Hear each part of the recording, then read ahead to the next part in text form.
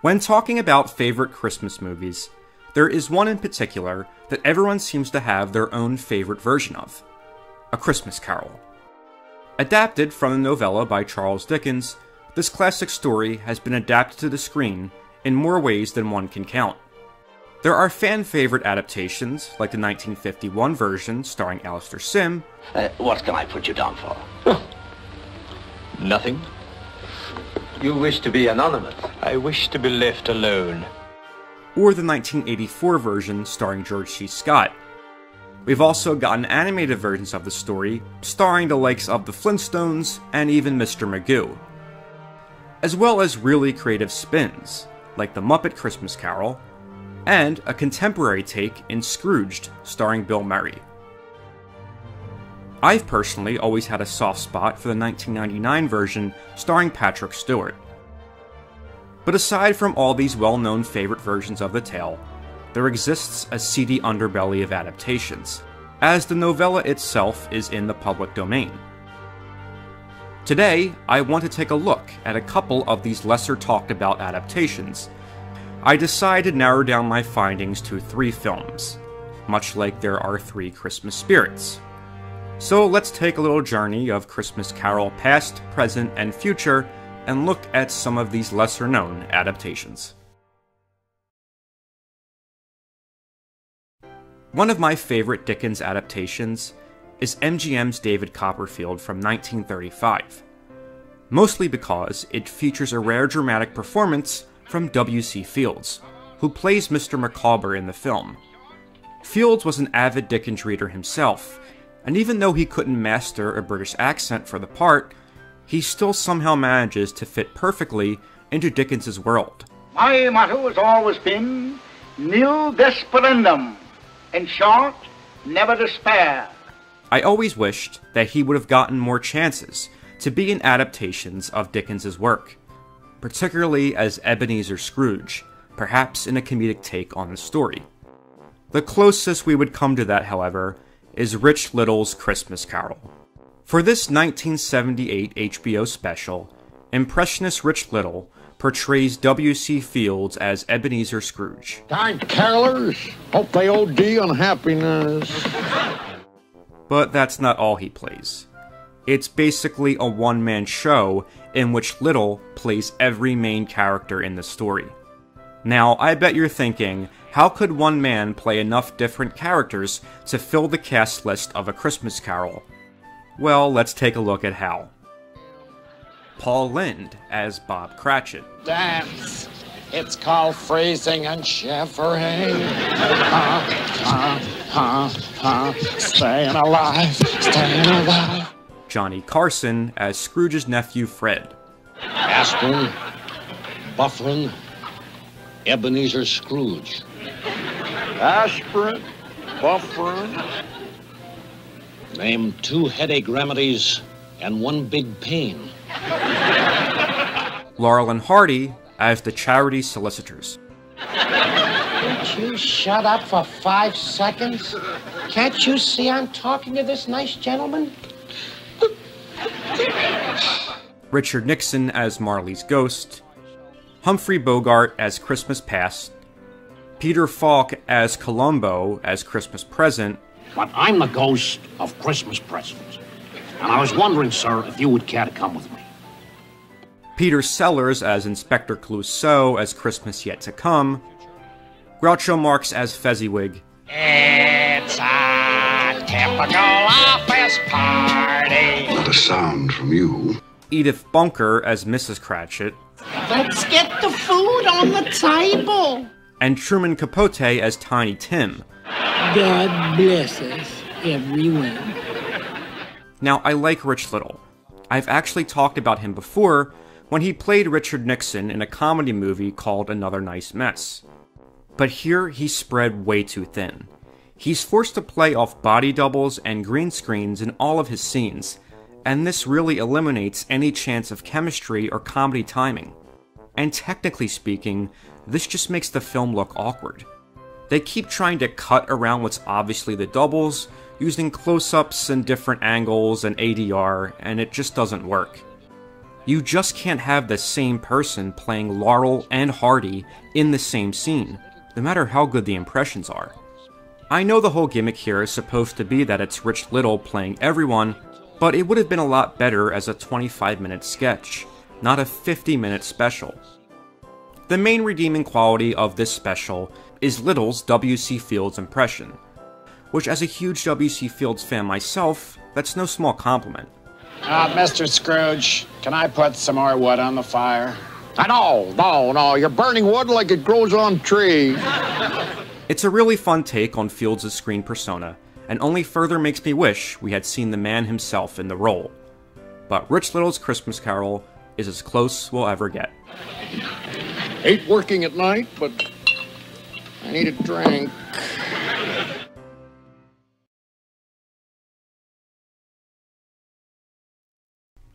Next, let's travel to the following year, 1979, for another made-for-television adaptation, An American Christmas Carol, which aired on ABC on December 16, 1979.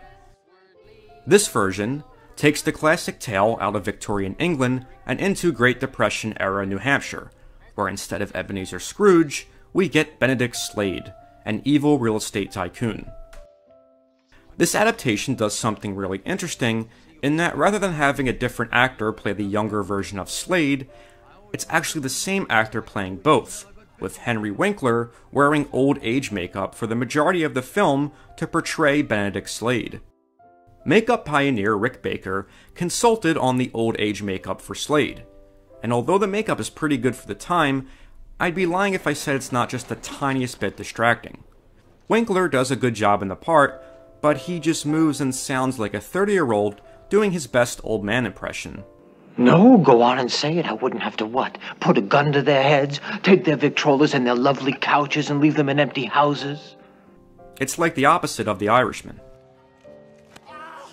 Also, Slade makes Scrooge look like Mr. Rogers by comparison. Whereas Scrooge is a bit stingy, Slade is a full-blown asshole. Is this genuine leather? It's Morocco. Yeah, it feels good. Don't be a few dollars in this after all. Take everything that's leather, we'll rip them apart at the warehouse. What's also interesting is that the original Christmas Carol novella exists in the universe of this film, even making an appearance when Slade himself destroys a copy of it on screen. You remember that ghosts in haunted houses were described as dragging chains? Claptrap. Aside from this, a lot of the same story beats are there. There's a Bob Cratchit-esque character, a Marley-esque ghost, and 3 Christmas spirits, which in this version are reincarnations of people whom Slade seized property from earlier in the film. I suppose you're going to tell me that you're some great spirit of the Christmas present. You do have an interesting way of putting things. It's like a clever Wizard of Oz take on the story, with the best spirit by far being Christmas Future. I don't think you really believe it. I do, indeed I do. You'd better, Mr. Slade. Yes, I do. The future is coming whether you like it or not. And as I mentioned, a 34-year-old Henry Winkler plays the younger version of his character without the makeup, in an element that really works in this production. I really enjoyed this film for all that it did differently, spinning some really interesting updates on this classic story. You're going to learn how the great men of this country, self-made men, did it all on their own. Morgan, Coolidge, Zebulon Pike, climbed that mountain hand over hand, never asked for anything. Thrift, hard work, pay your bills on time, maybe you'll have a mountain of your own someday. But I only wish they had tried to make it more of its own thing. It seems like they couldn't decide whether to make it an adaptation or an homage, falling somewhere in the middle. Look at there, boys! What day is it? What the devil is so funny about that? I like the updated ghosts and setting, but there are other elements that I wish would have been updated as well, such as Tiny Tim, who essentially only gets a name change in this version. But all in all, this movie is pretty decent, even if it feels a little uneven at times. Its saving grace is Henry Winkler and the fun he's obviously having in the role. It's Christmas. It's Christmas. There's still time. There's still time.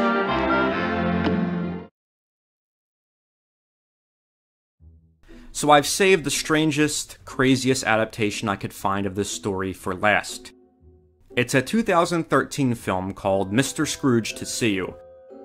Now, how to describe this movie? I mean, I think it classifies as a movie. Here's the gist of the plot, and no, I'm not making this up. Mr. Scrooge to See You takes place a year after the events of A Christmas Carol. One more day until the best day of the entire year.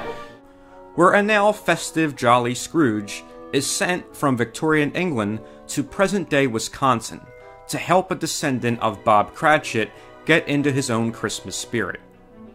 Oh, and it's a Christian movie, which I don't take offense to. It's just a weird element to add to a story that didn't really focus on the Christian aspects of the holiday to begin with. Also, the budget appears like it was a collective 28. Hello? Looking for these, Scrooge.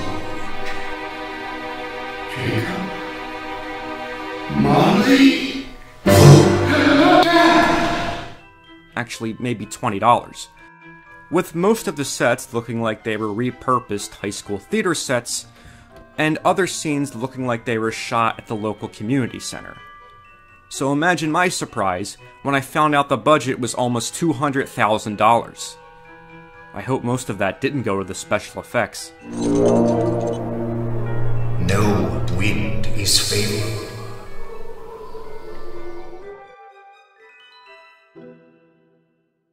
Look, I know filmmaking can be expensive and time-consuming, and I applaud anyone that can put a feature film together, especially one that gets released.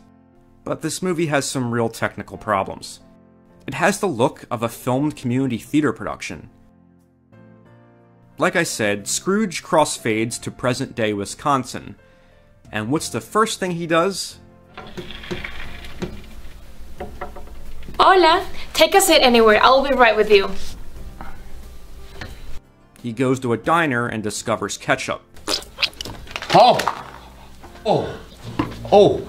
The comedy in this movie is made up entirely of fish-out-of-water gags involving Scrooge in the present day. But this really doesn't make sense, as Scrooge himself has time-traveled before, so the concept of being in the future shouldn't be that jarring for him. And in sports, the Pack will face the Bears with the Lions attacking next Sunday. Bears and lions? We should not leave this flat without sufficient artillery. Scrooge befriends the owner of the diner, who Timothy Cratchit VI has decided to foreclose on. So Scrooge has to convince the young Cratchit to change his ways, because I guess the three other spirits weren't available? You're not Tiny Tim.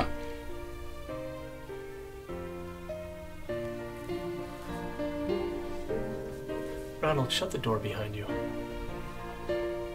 Okay,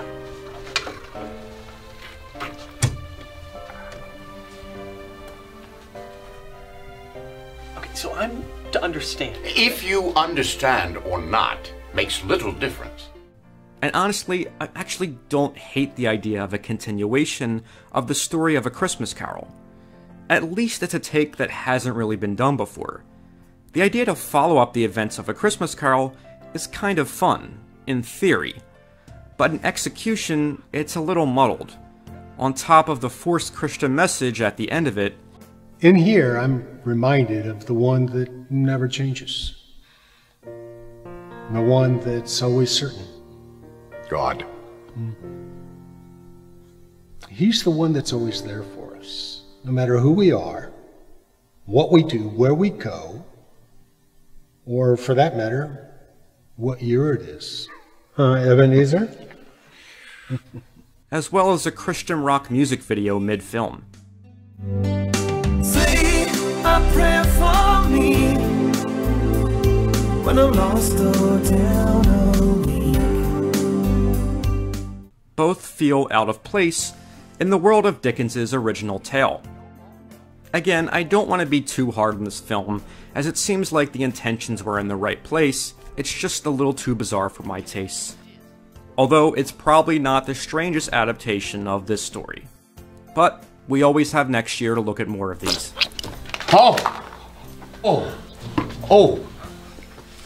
I beg your pardon. A Christmas Carol is one of those stories that will never stop being adapted.